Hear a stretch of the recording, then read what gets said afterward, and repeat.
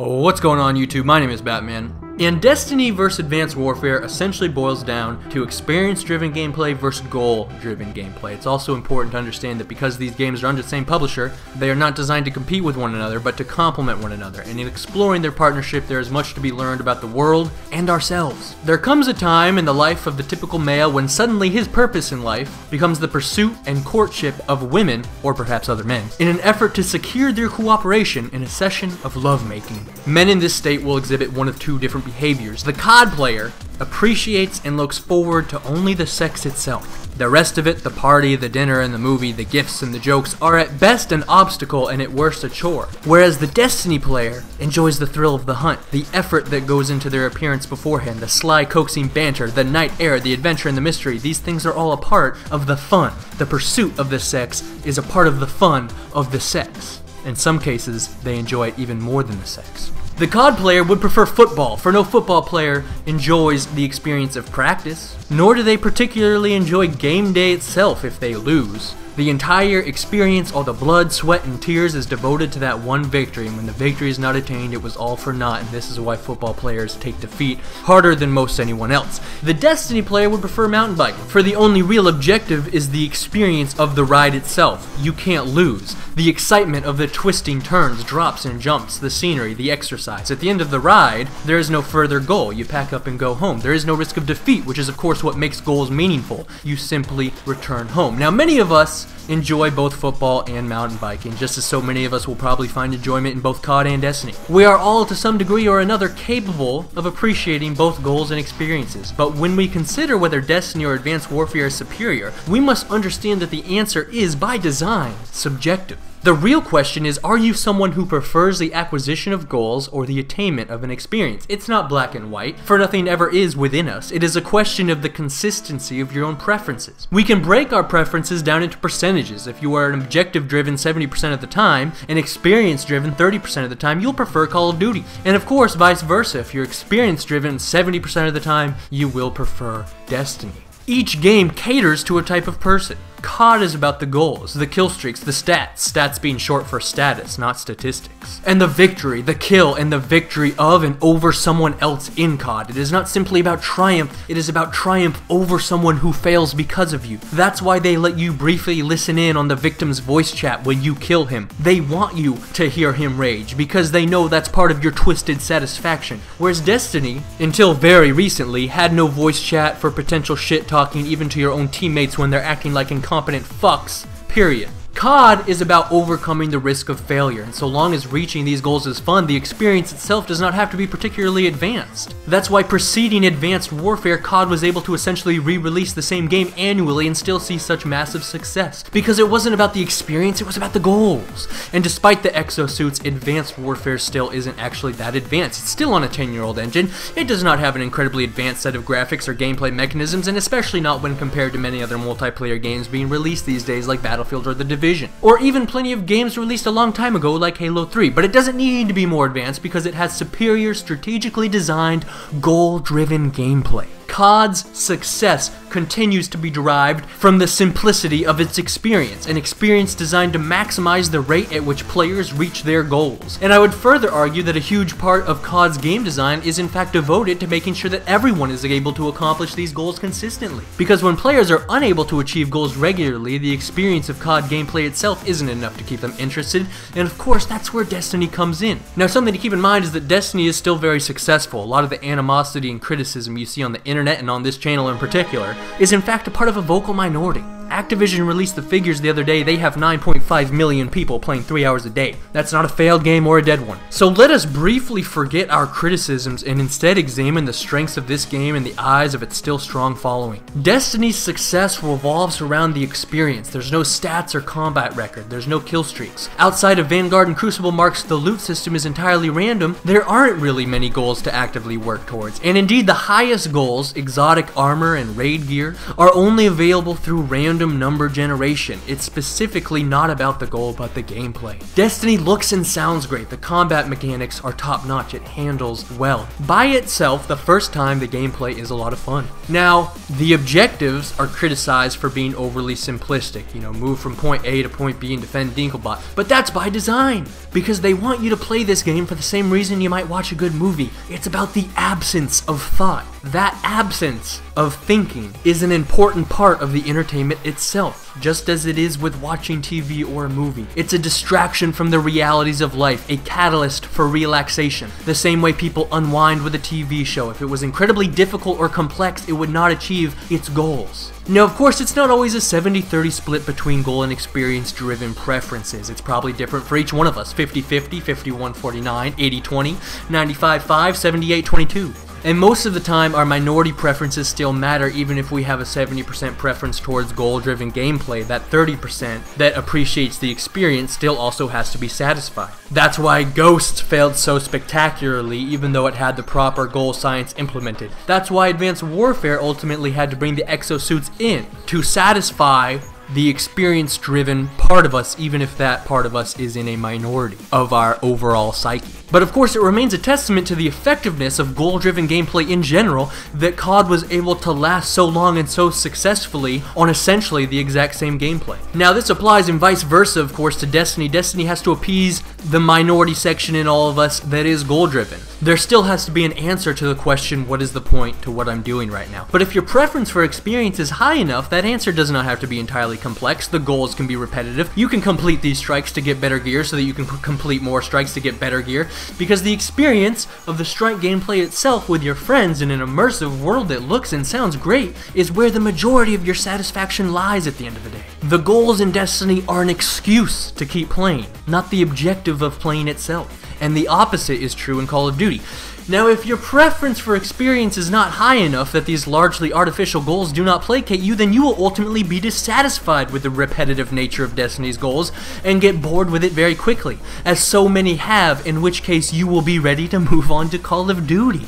And now it comes full circle, and you start to understand that these games are strategically positioned to entice the dissatisfied sections of one another's populations. And to an extent, they are designed to use you like a ping pong ball, to bounce you back and forth. You grow tired of one and move on to the other, and then back again. And as soon as you get tired of Destiny's DLC, Advanced Warfare's DLC will drop, and as soon as you get tired of that DLC, a new set of Destiny DLC will be released. I think these games lack specifically in the areas where the other is strong, and it's not on accident. The vast majority of people on Call of Duty will spend 90% of their time, if not 100% of their time, playing multiplayer. There is zero incentive to play the campaign a second time.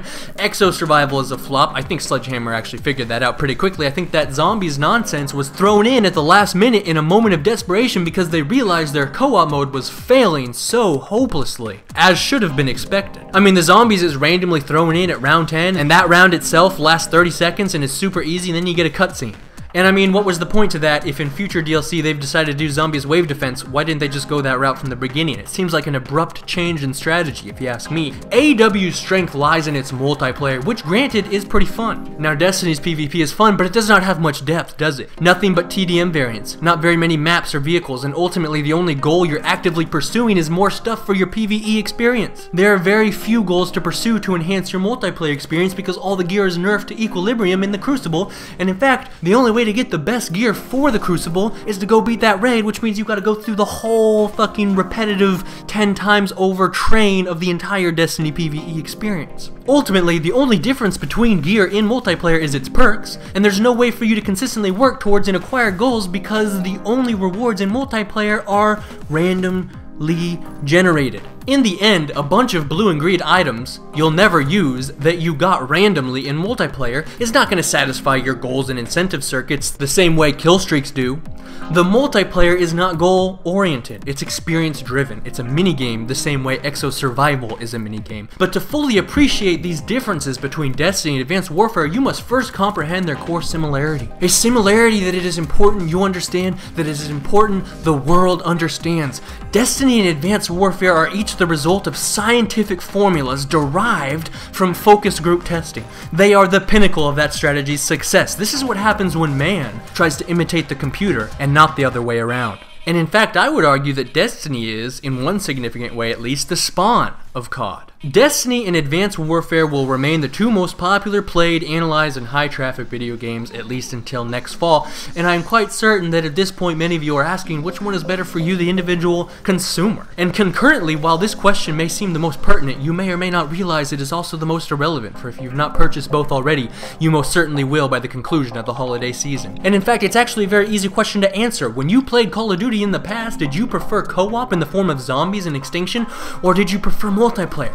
Now, it's very likely that in the end you spent more time on COD multiplayer simply because COD is a multiplayer experience with a co-op minigame, a minigame that can be fleshed out much too quickly. So the question then becomes, which experience was on its face in the first hours you spent on it more enjoyable? Multiplayer or co-op? Because of course, Destiny is a co-op experience with a multiplayer minigame. These games have the same publisher, and Activision is not interested in competing with itself, nor is it interested in annual redundancy. Activision wants to expand its reach. Destiny and Advanced Warfare are Activision's attempt at a monopoly on our playtime. I would argue, and I realize not everyone will agree with me on this, but I would argue that Activision didn't ship Advanced Warfare with a legitimate cooperative mode because they already have an entire game for that. They knew Advanced Warfare would be shipping next to Destiny. They didn't want these games to have to compete, so instead of putting something on par with Zombies or Extinction, they restricted AW Co-op to Exo Survival, which is just Ghost Squads mode, which was just Black Ops combat training.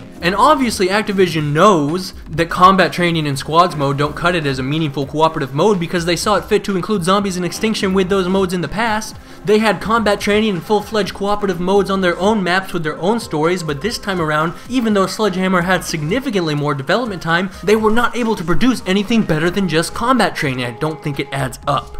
I think when you have the desire to play a cooperative mode with your friends, Activision doesn't want you getting on Advanced Warfare Robot Pirate Island. They want you getting back on Destiny and buying the Destiny DLC. Instead of giving you an extra reason to buy Call of Duty, as was their tactic in the past, they instead inspired you to spend a whole nother $60. Instead of selling a single $60 game with two separate appeals to two different kinds of audiences, they can sell you two $60 games, each with one strong appeal to two separate audiences. They took the third pillar of modern FPS games, the co-op mode, and gave it its own game. Now, that's not necessarily anti-consumer. Expanding on the things people like is a great business model for everyone involved, assuming it is implemented properly, but in this case, I feel it was not. I feel that we have been shortchanged with Exo Survival. Again, I would argue that Exo Survival is nothing more than squads mode and combat training. With that in mind, this game costs as much as its predecessors while skipping out on a third of the content. And Destiny was not designed like a game, it was built like a third game mode.